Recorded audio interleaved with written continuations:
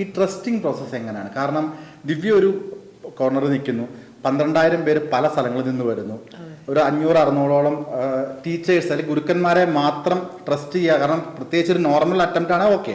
Guinness attempt എന്ന് പറഞ്ഞു കഴിയുമ്പോഴത്തേക്ക് അതിന് മിസ്റ്റേക്സ് വരരുത്, ഒരാൾ പോലും തെറ്റിക്കരുത്, അങ്ങനെയൊക്കെ ഇല്ല, അങ്ങനെയൊക്കെ ഉണ്ടാവുമല്ലോ. അപ്പം ആരെയാണ് ദിവ്യ ശരിക്കും ട്രസ്റ്റ് ചെയ്യുന്നത്? ഇത്രയും ആളുകളുണ്ട്, നേരിട്ട് ദിവ്യക്ക് കമ്മ്യൂണിക്കേറ്റ് ചെയ്യാൻ, ഇത്രയും പേരോട് കമ്മ്യൂണിക്കേറ്റ് ചെയ്യാന്ന് പറഞ്ഞാൽ അത് പ്രാക്ടിക്കലി പോസിബിൾ ആയിട്ടൊരു കാര്യമേ അല്ല.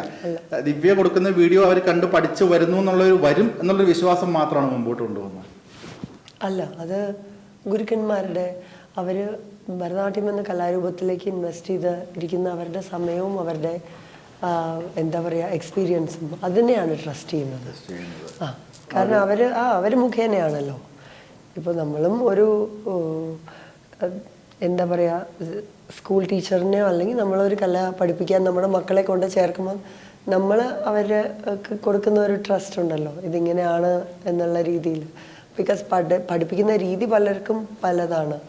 ഈ കല തന്നെ, കലയെ മാത്രമല്ല ഏതൊരു സബ്ജക്റ്റ് ആണെങ്കിലും അതിനെ പഠിപ്പിക്കുന്ന അപ്രോച്ച് ചെയ്യുന്ന രീതി പല ടീച്ചേഴ്സിൻ്റെയും വേറെ ആയിരിക്കുമല്ലോ. ആ മെത്തേഡ് കോൺസെപ്റ്റ് അങ്ങനെ പല പേരുണ്ട്. സോ അതിനെയാണ് ട്രസ്റ്റ് ചെയ്യുന്നത്. ട്രൈഡ് ആൻഡ് ടെസ്റ്റഡ് ആണ് അവരുടെ ആ ഒരു ജേർണി വിത്ത് ഡാൻസ്.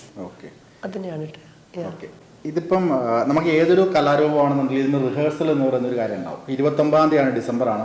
ഇപ്പം ഈ 12,000 പേരെ വെച്ച് ഒരു സ്റ്റേജ് റിഹേഴ്സൽ അല്ലെങ്കിൽ ഡ്രസ് റിഹേഴ്സൽ അങ്ങനെ എന്തെങ്കിലും പ്ലാൻ ചെയ്യുന്നുണ്ടോ? അതെയോ അന്നത്തെ ദിവസമാണോ നിങ്ങൾ ഇത്രയും പേര് കാണുന്നത്? അന്നത്തെ ദിവസമാണ് എല്ലാവരും കാണുന്നത്. റിഹേഴ്സൽസ് എല്ലാം ഇൻഡിവിജ്വൽ ആയിട്ട് ഓരോ ഗുരുക്കന്മാരുടെ കീഴിൽ ആയിട്ട് പ്ലാൻ ചെയ്യുന്ന റിഹേഴ്സൽസാണ്. അത്രയേ ഉള്ളൂ. അത് കാരണം നമ്മൾ മൂവ്മെന്റ്സ് ഉള്ള കോറിയോഗ്രാഫി അല്ല. ഇതിന്റെ കോറിയോഗ്രാഫി എന്ന് പറഞ്ഞാൽ position dancer remains stagnant in there position, but body അംഗം വെച്ചിട്ടുള്ള ചലനങ്ങളാണ്. ആസ് എ ഗ്രൂപ്പ് നമ്മൾ മൂവ് ചെയ്യുന്നില്ല. ഞാൻ ചോദിക്കട്ടെ, എൻ്റെ സംശയം എന്ന് വെച്ച് കഴിഞ്ഞാൽ ഇപ്പം ഈ 12,000 പേരെ പ്ലേസ് ചെയ്യണ്ടേ? കലൂർ സ്റ്റേഡിയത്തിലാണ് പ്ലേസ് ചെയ്യുന്നത്. ഈ പ്ലേസ്മെന്റ് എപ്പം എങ്ങനെ, ഇത് നിങ്ങൾ എങ്ങനെ ഡിവൈഡ് ചെയ്ത് ആൾക്കാർക്ക് പറഞ്ഞു കൊടുക്കും? ഇന്നയാൾ ഇന്ന പൊസിഷൻ, ആ പ്ലേസ്മെന്റ് എങ്ങനെയാണ് സാധിക്കുന്നത്? ഓരോ ഗുരുവിനും നമ്മൾ അസൈൻഡ് ഡോർസ് ഉണ്ട്.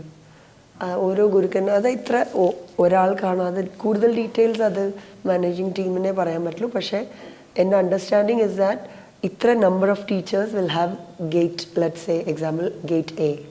സോ ടീച്ചേഴ്സ് ഫ്രം 1 to 10 ആണെങ്കിൽ അവർ ഗേറ്റ് എ വഴിയാണ് അകത്ത് കയറുക.